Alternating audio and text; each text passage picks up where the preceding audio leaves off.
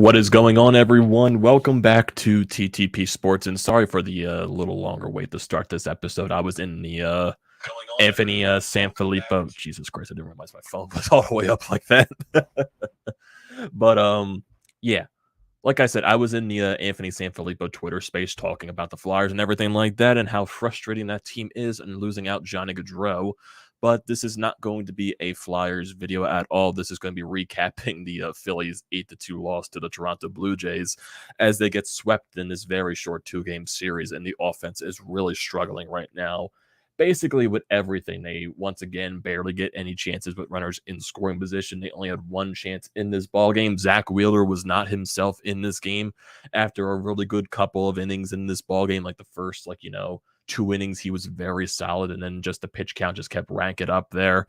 And then the third, fourth, and fifth inning was just a massive struggle for Zack Wheeler. And it's in a game too where you find out yesterday that the Toronto Blue Jays, or you find out this afternoon that the Blue Jays fired their manager, especially after they won yesterday. But I knew before yesterday's ball game they were on a 1-9 stretch and they were really slumping at this point. So I understand the fact that they fired him. But you knew the Blue Jays, I guess, with a manager firing, they're going to come out guns a-blazing at that point. But for the Phillies standpoint, their offense is in a huge slump right now. They have 3 more games now left until the All-Star break. They are 46-43 on the season on a 4-game losing streak. And right now, everything is it just feels iffy. And my mood has been terrible all day in regards to, with the, like I said, with the NHL free agency and all that stuff with the Philadelphia Flyers and how that franchise is completely delusional in everything that they're doing. So, yeah, I have a lot of thoughts on the Flyers. Maybe I'll share that possibly tomorrow or something like that, maybe tomorrow afternoon in a video. But we're going to focus on the Phillies today. So today was just not Zack Wheeler's day. It kind of just felt like what Nola did in St. Louis on Monday, where he had a really good couple of first innings and then it just completely fell apart. And the offense definitely wasn't any help for him at all.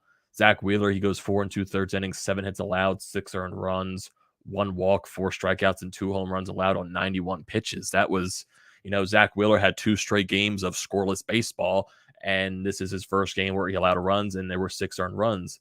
And his ERA jumps up to 2.89. This is probably his worst ball game probably since April, when he was coming off, basically no spring training at all and trying to stretch his arm out. This is probably his worst start since then. So Zack Wheeler now, this is his last start before the All-Star break, so he's going to have a good amount of time off here. So that maybe it's a good thing for Zack Wheeler to get some rest in here. But then basically you go into the bullpen, Familia, Duran, Brad Hand, and then Rossman in the 9th inning as well. So really, it was just a dud of a ball game once again, and that's just, I'm getting a little worried. I'm getting a little concerned.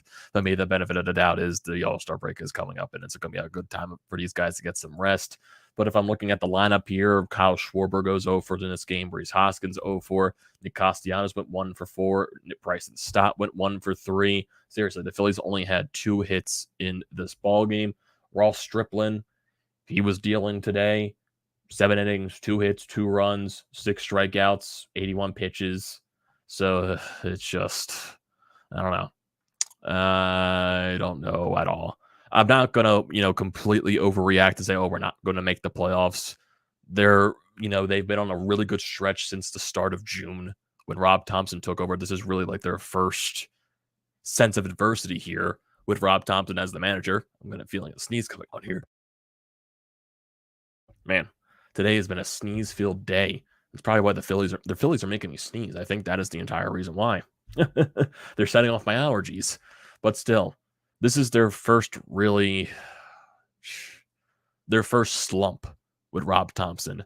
And they got to figure out how to get around this adversity. They got to find a way to bounce back. Yeah, the injuries aren't helping. But you still have a lot of capable guys in this lineup. But still, only 2 hits in this ballgame is really unacceptable. Nick Castellanos had a double in this ball game, and then Bryce and Stott had a home run. He drove in 2 RBI. He drove in the only 2 runs in this ball game. Didi Gregorius got on with an error, and then Bryce and Stott hit a 2-run home run, which was basically the only runs for the Phillies in this game. But if you go to the Blue Jays, their runs start in the bottom of the 3rd. Zack Wheeler, after getting an 0-2 count to Matt Chapman, he walks him. Then Espinal gets a single, so you get 1st and 3rd for Tapia. Tapia grounds into a fielder's choice, which should have been a double play, but for some reason, Didi Gregorius hesitated. I don't know if he was trying to throw home or something like that, but he only stepped on second base. He tried throwing the first, but Tapia was safe by a mile. So it's 1-0. Wheeler manages to get out of that situation, but then you go to the bottom of the fourth. Vlad Guerrero Jr. up at the plate. 2-2 count. Honestly, this was a really good pitch from Zack Wheeler. Vlad Jr., Guerrero Jr. just put a good piece of wood on it. It was a nasty pitch by Wheeler. I don't know how Guerrero hit this. He crushed it out of the ballpark, made it a 2-0 lead there. Kirk then gets a single. Then Teoscar Hernandez somehow gets the ball out of the ballpark, barely goes over the fence, hits the top of the fence, and goes out. Makes it a 4-0 game there for the Blue Jays. Then you go to the bottom of the fifth inning. Wheeler's still out there on the mound. Tapia singles, Springer singles, Bichette singles, which scores a run. Then Guerrero Jr. hits a sac fly, makes it 6-0 at that point. Manages to get out of the inning. Zack Wheeler got one out. Then Famili came into the ball game. He got the final out of that inning. And then the rest of the runs really don't come until the later parts of the ball game. Teoscar Hernandez hit another home run for the Blue Jays, a 2-run shot. So he had 2 home runs in this game. Bryson Stott had the home run in the top of the 7th inning. Like I said, Rhys Hoskins was safe on a throwing error. Then Bryson Stott hit the home run. I said Didi Gregorius was safe on a throwing error. It was Rhys Hoskins. So basically, that's what this entire game was. Complete dud. No runners in scoring position whatsoever. Kyle Schwarber over 4. Rhys Hoskins over 4. Nick Castellanos 1 for 4. Derek Hall over 3. Bryson Stott 1 for 3 with 2 RBIs. Matt Vierling over 3. Didi over 3. Munoz over 3. And Garrett Stubbs over 3. The entire lineup was completely dead in this game. Completely dead. And you can't go winless right now through the rest of this break. You just cannot. You have to get at least 2 more wins in this series against the Marlins, and that's not guaranteed because you struggle mightily in Miami. You do. And yeah, the Miami Marlins, I think they are losing their game that they are playing to the Pittsburgh Pirates. Yeah, they lost today. No, they won all game actually in the 10th inning against the Pirates, but I know they lost the series against the Pirates, I believe. But if you look at this entire series, going to have Kyle Gibson tomorrow against Sandy Alcantara. Saturday's pitcher. Yesterday it said Aaron Nola, but now Nola's back on Sunday, which is really confusing. I don't know what the hell ESPN is doing here. So Saturday bullpen game, I guess, again, because you still don't have Ranger Suarez or Zach Eflin available. Not looking forward to another bullpen game if that's the case. And then you're going to have Aaron Nola on Sunday for the final game of that series before the All-Star break. The offense is going through a rut right here.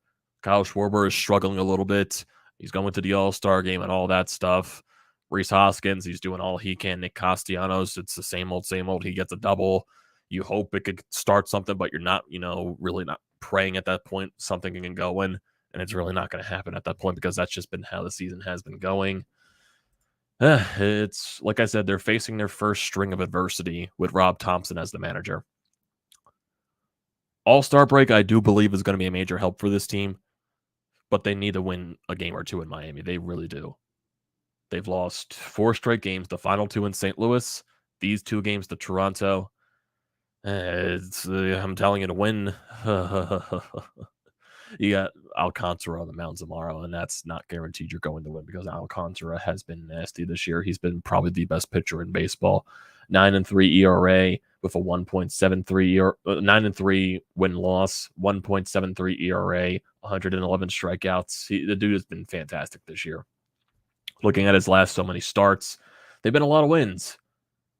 On July 10th against the Mets, they won that game 2-0. He went 7 innings with 4 strikeouts and 6 hits allowed, 1 walk. Against the Los Angeles Angels on July 5th, he went 8 innings, 2 hits allowed, and 10 strikeouts. Against the St. Louis Cardinals on the 29th of June, he went 9 innings, 7 hits allowed, 2 earned runs, and 3 strikeouts. Against the Mets on the 24th, they lost that game, but he still went 7 innings, so he's guaranteed to go deep into the ballgame. That's just how good he has been this year. Then you get Trevor Rogers, who has been not good this year, and then you're going to have Daniel Castano, who is 1-3 with a 3.86 ERA. Looking at his past couple of games, 5 innings pitched, 4 innings pitched, 5 innings, 7 innings, 3 1/3. So it's not guaranteed to go deep into the ball game, but still, you got to find a way to beat the Marlins. You really do. You just do. And if you're looking at the baseball standings right now, because most likely the Phillies are not in that 3rd wild card spot, because I do think the Cardinals are playing a lot better since winning those final 2 games. The Phillies are now a game and a half behind the St. Louis Cardinals, and they are tied with the San Francisco Giants. Cardinals have the third wildcard spot. Phillies and Giants are tied. And the Phillies are only 3 games ahead of the Miami Marlins, too. So, yeah, you desperately need to win this series so the Marlins don't get any ground on you.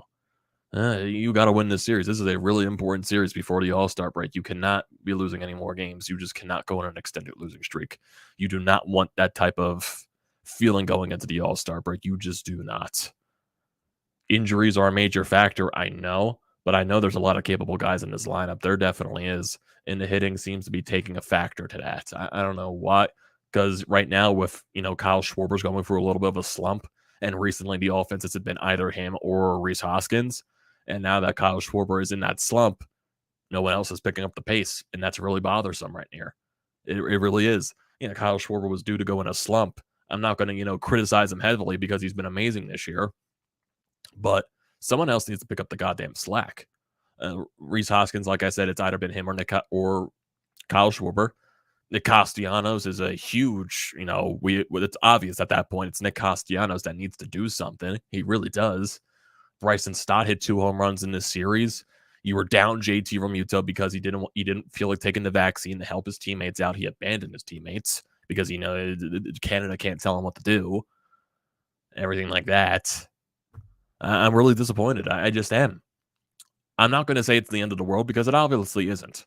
It's, this is not the downfall. I still believe this team is way better than what they're showing because they proved it to us during this entire part of June and part of July. They have. They've proven that they're a better team. Are the injuries catching up to them right now? Because all the bullpen games they have been using, because that's probably pretty taxing on that bullpen, using so many bullpen games now with Zack and Ranger Suarez injured. They're going to have to make a move sooner rather than later at this point to, bolster that rotation because that's becoming an issue with all the bullpen games that they've been doing. Are they trying, heave hove until the All-Star break at that point? But I don't know. I really don't know. I really, really, really, really don't know. It's frustrating though. It really is. Just seeing that. It just is. See some guys in the chat here. Ken says, well, that was about as enjoyable as a root canal with a butter knife. Gotta have that series in Miami. Yeah, exactly. Channel Name says, bummer. Rob says, if we don't make the playoffs this season with the extra wild card, then it's time to sell in the offseason and do a Sixers trusted process. They are not going to do that whatsoever with all the stuff they have done the previous offseason. They're not going to do that. Not going to hit the panic button, though. I do think this team is better. They're going through a rut, but it is frustrating. Understandably frustrating. Scott says, the late Vince Lombardi could be heard screaming at his team. What the hell is going on here? W says, slowly becoming an Orioles fan. Yeah, the Orioles have been very hot as of late. What did they win? 9 straight ball games or something like that? I want to see the Baltimore Orioles, actually, see how many games they won in a row. So they have 1, 2, 3, 4, 5, 6, 7, 8, 9 games currently, and they're currently playing right now against the Cubs, where they are winning 4-1 in the top of the 8th inning. So they're on a stretch of possibly winning 10 straight games, something that you did never expect from the Baltimore Orioles. That is very shocking. Very, very, very shocking. Honestly, I want to see where the Orioles are in the standings. And they're still last place in the American League East, but they're nowhere near as bad as people thought they would be. They're still 17.5 out, but not as bad as people thought they were. 10-game winning streak does that. Well, 9-game winning streak does that for you, but still. Scott says the Phillies are now behind the Cardinals. The Giants are right behind the Phillies. I guess this happens when you only get 2 hits and your offense is just as ugly. Yep. Like I said, this team is ride or die by offense, and the offense isn't doing anything right now. The past couple of weeks, it's either been Kyle Schwarber or Rhys Hoskins doing the heavy lifting, and when those two are having a couple of quiet games in a row here, it's not showcasing the rest of the offense, and no other guy is stepping up. It's just the case. I'm looking at Nick Castellanos, JT Realmuto when he actually wants to be there for his teammates, Didi Gregorius. It's those guys. It really is. Alec Boehm's probably not going to be playing this series, I would assume, with the dislocated finger, but I'm not entirely sure. It's that. It's those things. Nick Castellanos, JT, Didi. Because they need to help Rhys and Kyle Schwarber out. They really do. They really do. So, this series against the Miami Marlins, it's going to be a huge series. It really is. You got to take this. You got to win this series. And I would say, I'm weird hearing this weird alarm outside. I don't know why it distracted me a little bit, but you need to win this series in Miami. I know you won the last series in Philadelphia against the Marlins. You won the series off that walk-off home run by Garrett Stubbs, but you need to prove that you can beat the Marlins in Miami. That's the major thing. And you're facing their best pitchers again in Alcantara, the first game of the series, and you're going to be facing Trevor Rogers again. Trevor Rogers should be a good chance to win the game, but most likely that's going to be a bullpen game. Kyle Gibson needs to have a really good game tomorrow against Miami. Not tomorrow, Friday, because they do have the day off tomorrow. Kyle Gibson really needs to have a good start on Friday against Alcantara. He had a really good start against the Cardinals his last outing. He needs to have another one right before the All-Star break. He really does. And Nola needs to have a really good start on Sunday to bounce back from what he did against the Cardinals on Monday. You got to win 2 of these games in Miami. You can't lose the series or you can't get swept. You got to win a game. Your offense needs to wake up. Your offense needs to help your pitching out. Because your pitching, even though Zack Wheeler wasn't there today, when you have been doing these bullpen games, your bullpen has been doing the bare minimum of keeping you in the ball game. You got to help your pitchers out, and that's the most important thing there. So that's where I'm going to end it today, folks. Been a very long and an annoying day in regards to Philadelphia sports. So thank you for joining the live feed as always. Do not forget to leave a comment in the comment section down below. I like to see those as always as well. Don't forget to check out everything in the description below. Painted Lines, BrodesMedia, everything like that. I recommend it. I also recommend hitting the subscribe button. I also recommend using the code TTPSPORTS, $20 off your first purchase at SEATGEEK, everyone. And I will see you next time.